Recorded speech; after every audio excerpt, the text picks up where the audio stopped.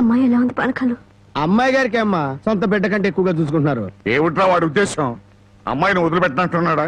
అమ్మాయినే కాదు, అమ్మాయి కోసం ఎవరు తెలిసినా వదిలిపెట్టను. మర్యాదగా రాజీపడి నరసింహాన్ని పోలీసులు గొప్ప చెప్పకపోతే నిన్ను నరసింహాన్ని బండికి కట్టేసి సిటీ దాకా దేకించి పోలీస్ స్టేషన్ లో ఇరికిస్తాను అని అన్నాడండి. ఆ తర్వాత అమ్మాయి సంగతి చూస్తానన్నాడు. ఏడ్చాడు. ఎంత ధైర్యం వాడికి! అమ్మాయిని వదిలిపెట్టకుండా దానికి ఏమైనా అన్యాయం జరిగిందో ఆ ఊరంతటిని శ్మశానం చేయిస్తాను. ఏమండి, అతనితో ఎందుకు వచ్చిన గొడవండి? మీ పంతాల వల్ల పౌరుషాల వల్ల పెళ్లి కావాల్సిన పిల్ల బ్రతికి అవుతుందో ఆలోచించారా? ఏంటండి ఇంకా ఆలోచిస్తారు? మీ మేనడికి ఏ ఉరి శిక్ష యావజ్జీవ శిక్ష వేరు కదా. ఒకవేళ జైలుకి వెళ్ళినా ఈ నెలలోనో వచ్చే నెలలోనో తిరిగి వస్తాడు. కానీ పరాయింట్లో ఉన్న ఆడపిల్ల ఏ కడుపుతోనో తిరిగి వచ్చిందంటే మీ పరువేం గాను.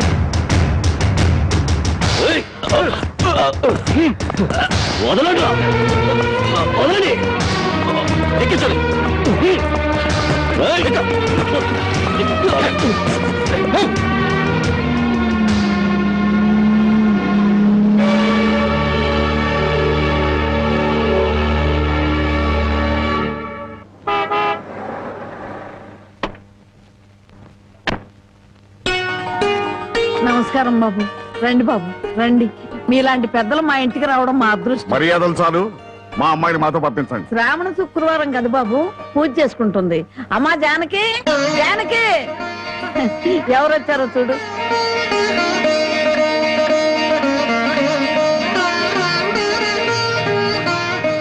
నన్ను క్షమించు. ఒక దుర్మార్గుని జైల్లో తోయించడానికి నేను దుర్మార్గుని కావాల్సి వచ్చింది.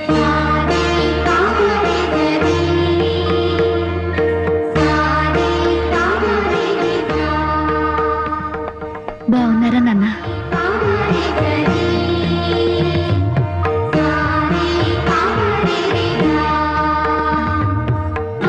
చల్లగా నూరేళ్లు బ్రతుకమ్మ.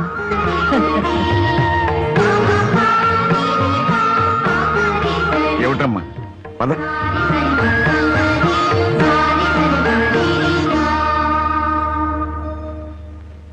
పదమ్మా. నన్ను క్షమించండి నాన్న, నేను రాను. జానకి, నీకన్నా పిచ్చి పెట్టిందా? లేదు, జీవితం అంటే ఏమిటో ఇప్పుడే అర్థమైంది. పరాయి మగాడు బలవంతంగా నన్ను ఇక్కడికి తెచ్చి 10 రోజులు నన్ను ఇక్కడ ఉంచుకున్నాక మళ్ళీ మన ఊర్లో అడుగు పెడితే అందరూ నన్ను చూసి నవ్వరా? నా శీలాన్ని శంకించరా? ఎవరైనా శీలాన్ని శంకించేది? ఊరి నడిగడ్డ మీద ఉరి తీస్తాం. అలా ఎంతమందిని ఉరి తీస్తావు నాన్న? ఇంత జరిగాక నన్నెవరైనా పెళ్లి చేసుకుంటారా? అలా చేసుకున్న నాతో సంతోషంగా కాపురం చేస్తారా? 10 రోజుల పరాయి మగాడితో పడుకునొచ్చావని నా మొగుడు నిలదీసి అడిగితే నేను నిజంగా పడుకోలేదన్న సాక్ష్యం నువ్వు చెప్తావా?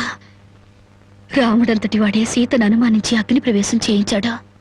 ఆవిడ దేవత కాబట్టి మిగిలింది. నేను మనిషి నాన్న, బూడిదిగా మిగులుతాను. నీకెవరో రామాయణం నూరు పోశారే. ఎవరో కాదు నాన్న, నువ్వే.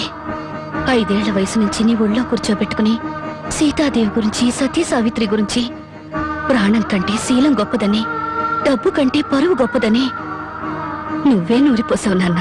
ఓహో అలాగా.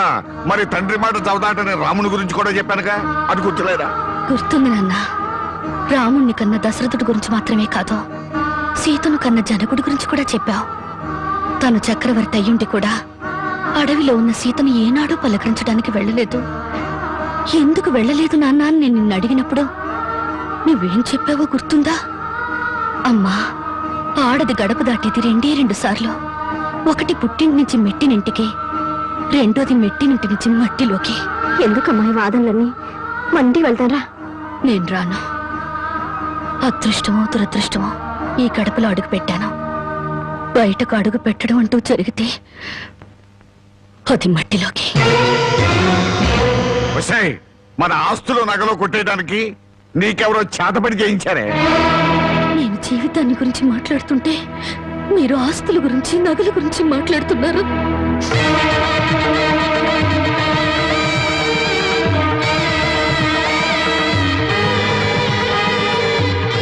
ఇదిగో నీ నగలు, ఆస్తులు నాకేమీ వద్దా.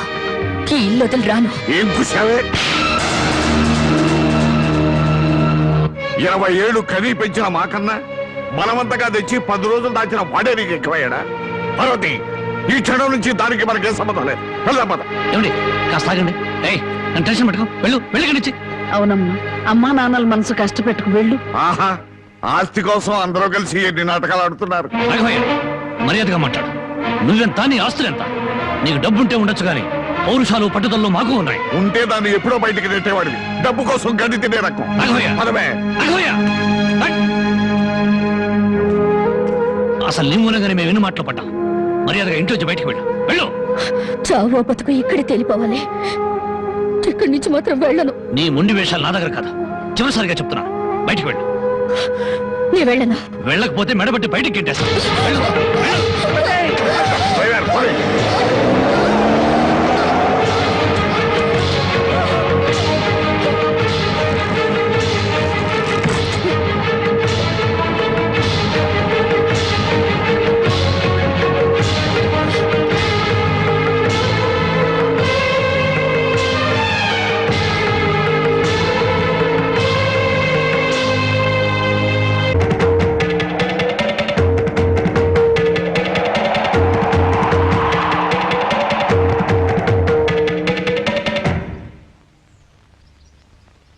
ఈ దేశంలో ఓ ఆడది ఏనాడైతే స్వతంత్రంగా ఇంత ముద్ద తిరగలుగుతుందో ఆనాడే దేశానికి నిజమైన స్వతంత్రం వచ్చిందని గాంధీ గారు చెప్పారు. ఎరా ఓ పూట తిండి కోసం గాంధీ గారి గురించి భారతదేశం గురించి ఎందుకు మాట్లాడతావురా? అది కాదండి, ఒక భారతీయ పేగు ఆకలికి మాడిపోకూడదు కదా అని మాట్లాడాను సార్. చాలే ఊరుకోండ్రా. అందరికీ న్యాయం చెప్పే రాంబాబు నీకు అన్యాయం చేయడు. రామ్మ,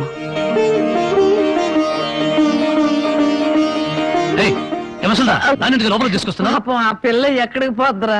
ఏట్లో దుక్కు చస్తుంది. మనకెందుకు? నేను నిన్ను తీసుకొచ్చినందువల్ల నీ జీవితం పాడైపోయిందని ఊళ్ళో వాళ్ళందరూ నిన్ను అనుమానిస్తారని మీ నాన్నతో చెప్పావే. నేను నిన్ను తీసుకొచ్చిన రోజైంది. ఏనాడైనా నేను ముట్టుకుంటానా? కనీసం తప్పుగా కన్నెత్తిన చూశానా? నువ్వు చెప్పవే బామ్మ. ఏమోరా, 24 గంటలు నేను మీ పక్క నుండి చూస్తున్నానా ఏంటి? అంతకంటే దారుణాలే చేసావు. చెప్పుకోవాలంటే నాకు సిగ్గుగా ఉంది.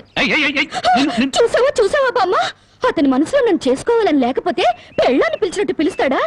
ఏ ఆడపిల్లనైనా రామ్మా బొమ్మ అని పిలిచే మనిషి నన్ను మాత్రం అటు రావే ఇటు రావే అని పిలిచాడా లేదా? దేనికి రమ్మన్నాడో తెలియదు గాని రావే పోవే అని మాత్రం అన్నాడు. నన్ను ఎత్తుకొచ్చిన రోజున నువ్వు పక్కన ఉండగానే ఆయన చేతనే నాకు అన్నం తినిపించాడా లేదా? తినిపించాడు. అది ఆకలితో ఎక్కడ మైకం వస్తుందోనని పసిబిడ్డకు తినిపించాను. అది తప్ప. మరి ఆ రోజు నీ వండి పెట్టిన చేపల కూర మొత్తం తినేసి దీన్ని కట్టుకోబోయేవాడు చాలా అదృష్టవంతుడని ఒక రకంగా చూశాడా లేదా? చూశాడు. ఇప్పటికిప్పుడు కట్టుకున్న పెళ్ళాన్ని పట్టుకున్నట్టు నా చేయి పట్టుకుని బరబరబర లాక్కెళ్ళారే. ఎందుకు లాక్కెళ్ళినట్టు? ఇలా చేయాల్సిందంతా చేసేసి నేను నిన్ను తాకానా, నేను నిన్ను చూశానా అని అడుగుతున్నారు. ఇలా కన్ను పిల్ల మనసులో ఆశలు రేపేసి ఏమి ఎరగనట్టు మాట్లాడుతున్నారు. నాకు న్యాయం చెప్పేవాళ్ళు లేరా? అడిగేవాళ్ళు లేరా? ఎత్తడాలు కుదేడాలు పెళ్ళయ్యాక చూసుకుందా. ముసల్దానా, గొడవ పెద్దదయ్యేలా ఉంది. ఇప్పుడు మనం ఏం మాట్లాడినా ప్రయోజనం లేదు. వెంటనే పెళ్లికి ఏర్పాట్లు చేసేయి. రాంబాబు, నేను జైలుకి వెళ్తే నా మరదల్ని వదిలిపెడతానని చెప్పి ఇప్పుడు దాని మెళ్ళో తాళి కట్టడానికి తయారయ్యావా? చూస్తారా, దాన్ని చేసుకొని వాడలా బాగుపడతాడో, అదెలా సుఖపడుతుందో నేను చూస్తాను. ఏమిటి దాని పెళ్లికి వెళ్తా ఉంటావా? అవునండి, ఎంత కాదనుకున్నా అది ఇంటి పెద్ద కూతురు. దాని పెళ్లికి వెళ్ళకపోతే ఊళ్ళో నలుగురు ఏమనుకుంటారు? ఎవరేమనుకున్నా నాకు అనవసరమే. పెద్ద కూతురు కదా అని హరిచేతుల్లో అడుగులు వేస్తూ పెంచాను. దాని కళ్ళల్లో నీళ్లు తిరిగినా కళ్ళల్లో ముళ్ళు విరిగినా భరించలేక విలవలు అడిపోయాను. అలాంటిది నా పరువు ప్రతిష్టలను మంట కలిపిన రోజున అది నా కూతురు కాదనుకున్నాను. ఇప్పుడు నాకున్నదల్లా రెండో కూతురు ఒక్కతే. పెద్దది పెళ్లి కూతురైన మరుక్షణం చచ్చేదాని కింద లెక్క. జ్యోతి, బయటంతా హడావుడిగా ఉంటే నువ్వు ఒక్కదానివే లోపల ఉండిపోయామే? లేదు బామ్మ, అరటిగల తీసుకెళ్దామని. నాకు తెలుసమ్మా నువ్వు పడే బాధ. ఎన్నాళ్ళ నుంచో నువ్వు రాంబాబు మీద మనసు పెంచుకున్నావు. కానీ ఆ భగవంతుడు అనుకోకుండా వాడికి జానకితో ముడిపెట్టాడు. అదంతే బామ్మ, బావ కోసం కన్న తండ్రిని వదులుకున్న ఆ అమ్మాయి ప్రేమ ముందు నా ప్రేమ ఎంత? ఎప్పుడూ గుళ్ళో ఉండే పూజారికి దేవుడు కనిపించడు, వరం ఇవ్వడు. ఎక్కడి నుంచో కేక వేసిన కొంతమందికి దేవుడు కనిపిస్తాడు. అలాగే బావుని పొందే భాగ్యం నాకు లేదు బామ్మ.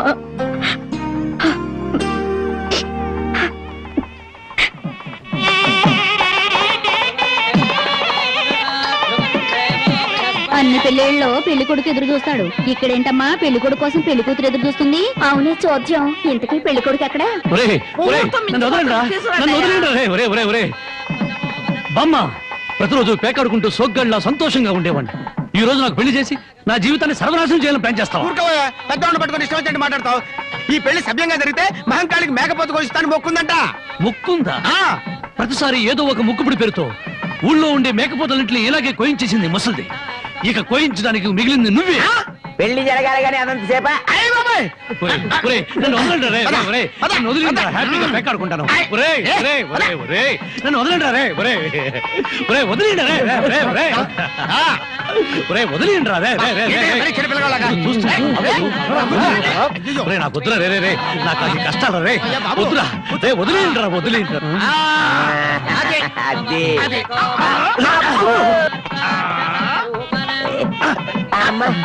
అది లాగి. వదలండిరా, రే, రే, రే.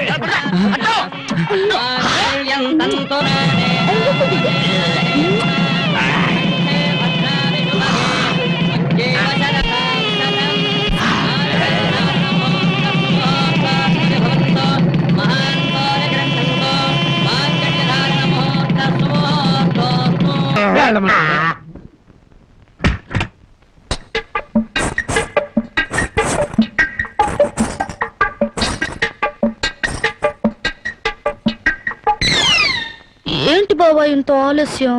ఏమే అనుకున్నది సాధించాలని నీ కొళ్ళు పొగరుగా ఉందా? నిన్ను జనక జనక చేసేస్తా. ఏమన్నా చెయ్యి రా బావా దగ్గరికి. నేను రాను. ఇలాగే మా ఊళ్ళో ఒకటి పెళ్లి చేసుకుని పెళ్ళాన్ని దగ్గరకు రానికపోతే ఊరంతా పెళ్లి కొడుకి గాజులు పువ్వులు పంపారు. ఏయ్, అయితే మీ ఊరెళ్ళి ఆ పంపినోళ్ళ కాళ్ళు చేతులు విరిచేస్తాను. ఏవే నాతో పెట్టుకోకు. అబ్బా నువ్వు అలా ఏమీ అంటుంటే అలాగే హత్తుకు పోవాలనిపిస్తుంది. అనిపిస్తుందా? తాకి చూడు ఏం చేస్తాను. ఏం చేస్తావ్?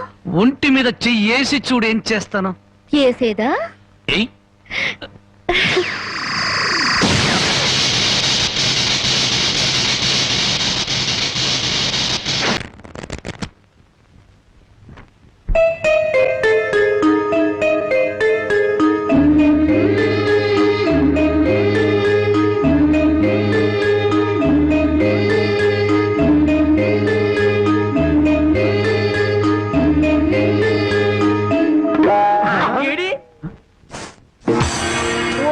తండ్రో ఇవాళ ఏంట్రా ఇంత పెన్నాడ ఇంటికొచ్చేసా?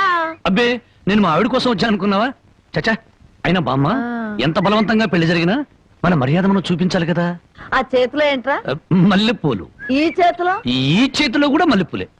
ఈ చేతిలో రా. ఇది హల్వా.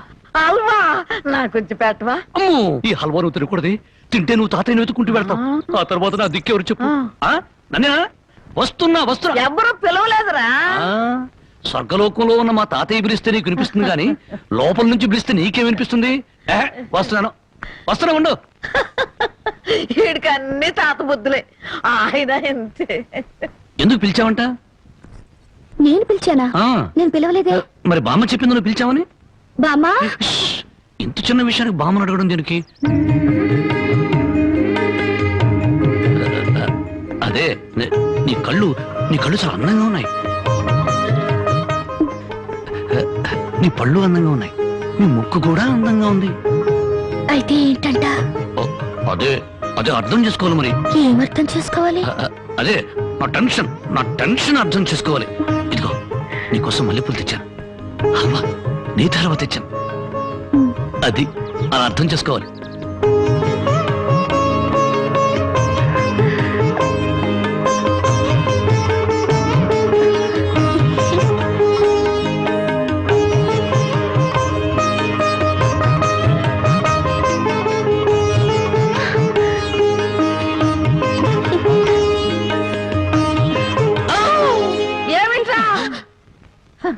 మా నాయన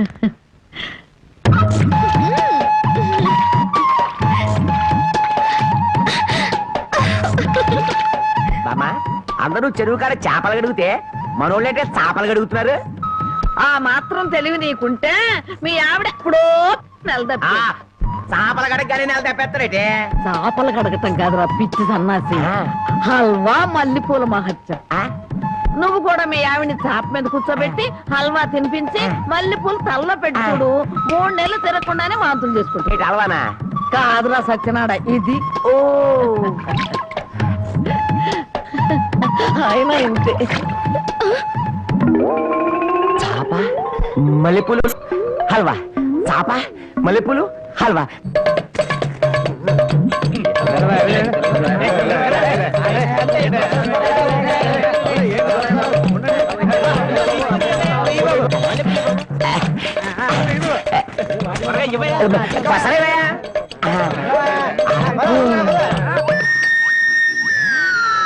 ఒరే నాగన్న, చాలా చిత్రంగా ఉంది. ఎంత పెందలాడే ఊరు జనం అంతా నిద్రపోయారు. కారణమేందిరా? హల్వా మహత్యం. మొత్తం మీద బామ్మను మస్క కొట్టి వచ్చేసాం. ఈ రోజే నా వీపు తోముతావా? అబ్బా అంతమంది ముందు ఎలా తోమనండి? పిచ్చి మొహమా, ఇంత పొద్దున్నే ఎవరో వచ్చుండ్రు, మనం తప్ప. ముందుగా నువ్వు నా వీపుతావు, ఆ తర్వాత నీ వీపుతాం.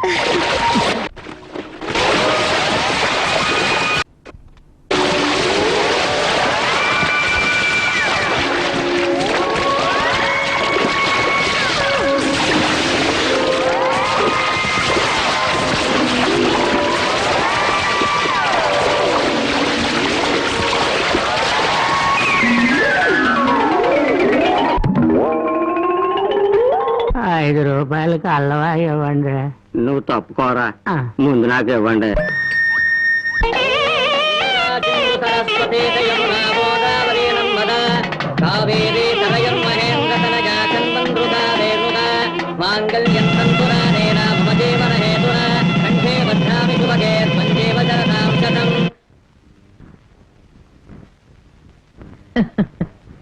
ఏమ్మా మామిడికాయలు తింటున్నావా? అవును బామ్మ, ఆ? ఈ మధ్య కడుపులో తిప్పుతుంది, కళ్ళు తిరుగుతున్నాయి, పుల్లటి మామిడికాయలు తినాలనిపిస్తుంది. బామ్మా, ఒరే రాంబాబు, నీకు 100 ఏళ్ళు ఆయుషరా, మీ ఆవిడ కడుపుతో ఉంది. నిజంగానా?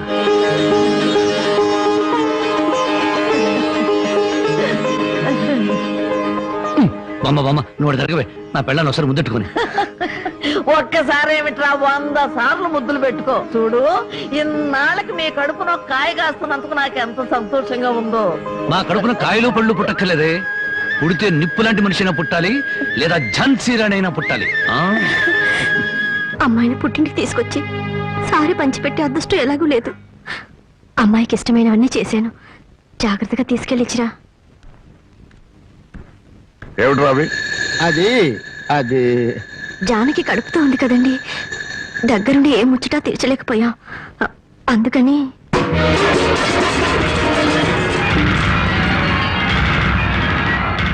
నీకంత ముచ్చటగా ఉంటే ఇంత విషయం కూడా పంపించు, తాగి చస్తుంది. కడుపుతో ఉన్న ఆడపిల్లని అంత మాట అనకండి. దాని కడుపులో పెరిగేది ఆ రాంబాబు గారు మూర్ఖత్వం, మోసం, దగ. నా పరువు తీసిన నా కూతురు కాదు, దాని కడుపులో ఉంది నా వారసత్వం కాదు. ఏనాడు చచ్చింది అనుకుని దానికి పంపాల్సింది చీరలు సార్లు కాదే. దాని కర్మకాండకి చాడలో చాపలు పంపి ఒక ఏడు చురుకు. జనకి, నువ్వు ఇలాంటప్పుడు బరువు పనులు చేయకూడదు. నేను చేయకపోతే ఇంకెవరు చేస్తారండి? ఇంటి పని వంట పని అంతా నేనే చేస్తాను. నా చిన్నారి బుజ్జి కదా, నా మాట వినవే. ఆ? ఆ?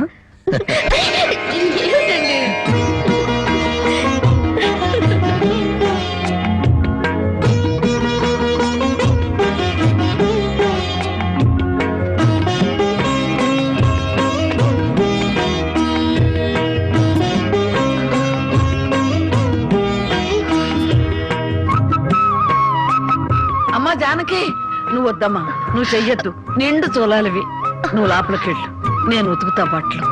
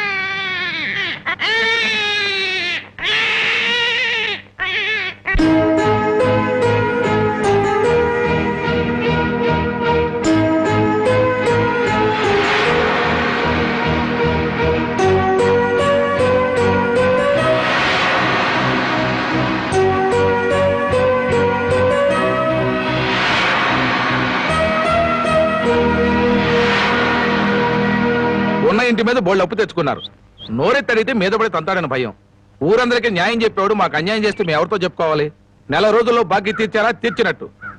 లేకపోతే పేకాట చెట్టు కింద పంచాయతీ పెట్టి మీ పరువు తీయాల్సి వస్తుంది.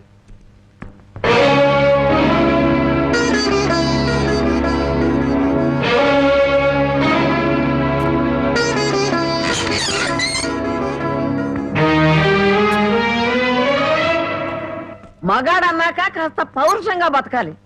సోమరిపోతు కన్నా నోరు లేని దున్నపోతులేనయ్యు. అవి మేత మేస్తాయి, కష్టపడి పని కూడా చేస్తాయి. ఎవరిని బామ్మ అంత ఎమోషనల్ గా తిడుతున్నావు? జానకి గొడ్డు ఇంటికి వచ్చే ఏళైంది, కుడితి కలిపి పెట్టు. తులసి, నువ్వేంటమ్మా ఒక్కతనం ఇలా కూర్చున్నావు? ఏమైందమ్మా? వాతావరణం అంతా వేడివేడిగా ఉంది. జనకి, అన్నం వడ్డించు.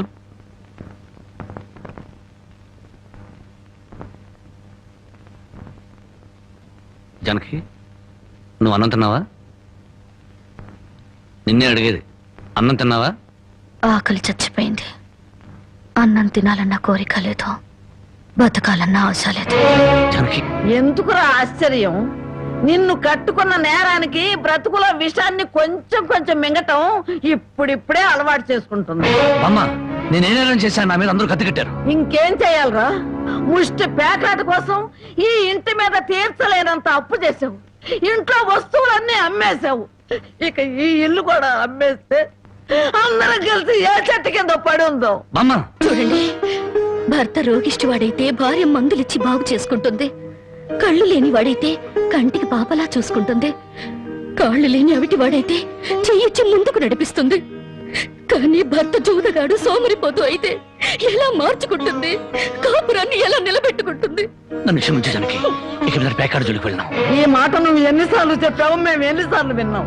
లేదు బామ్మ, దేవుడి మీద ప్రమాణం చేసి చెప్తున్నాను, ఈ జన్మలో మళ్ళీ పేకాడను. నోరు లేని దేవుడి మీద కాదురా, నిన్ను ప్రాణానికి ప్రాణంగా ప్రేమించే నీ పెళ్ళాం మీద ప్రమాణం చెయ్యి. నా పెళ్ళాం మీద